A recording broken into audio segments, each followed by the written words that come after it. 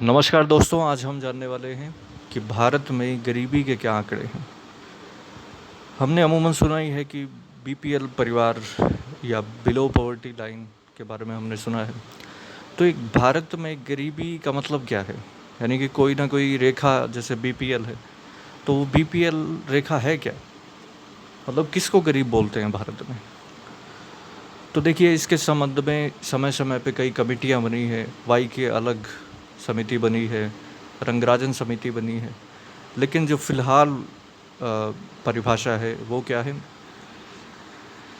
वो ये परिभाषा है, यानी कि अगर जो व्यक्ति शहर में रह रहा है, अगर वो प्रतिदिन 32 रुपये, जिसका मतलब है कि 30 दिन में यानी कि महीने में 960 रुपये प्रति माह, यानी कि एक महीने के एक व्यक्ति अपने ऊपर 960 रुपये भी खर्च नहीं कर सकता, उस व्यक्ति को गरीब कहेंगे।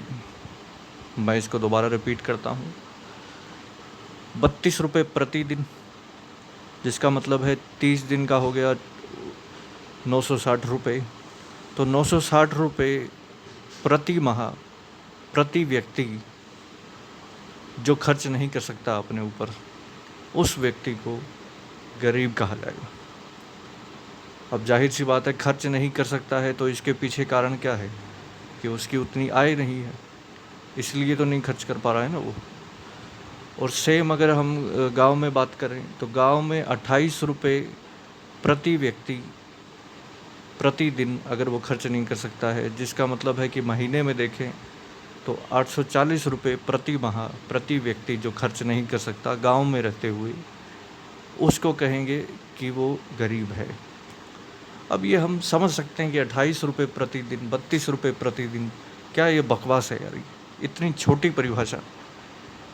किसी गांव में भी रहेंगे तब भी प्रति व्यक्ति हर रोज़ अगर वो खर्च की बात करें तो ये तो पता ही नहीं चलता, 28-30 रुपये की क्या, कुछ भी नहीं है ये, इतनी छोटी परिभाषा।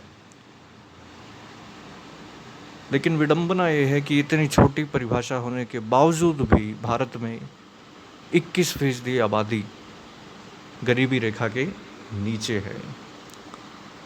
यानी कि वो 21% आबादी, तकरीबन 25 करोड़ के आसपास लोग प्रतिदिन इतना भी खर्च नहीं कर सकते हैं। वो जो मैंने बताया कि 32 रुपये प्रतिदिन शहर में और 28 रुपये प्रतिदिन गांव में, तो किस लेवल की गरीबी है यहाँ से हमें बखूबी समझ में आ जाता है।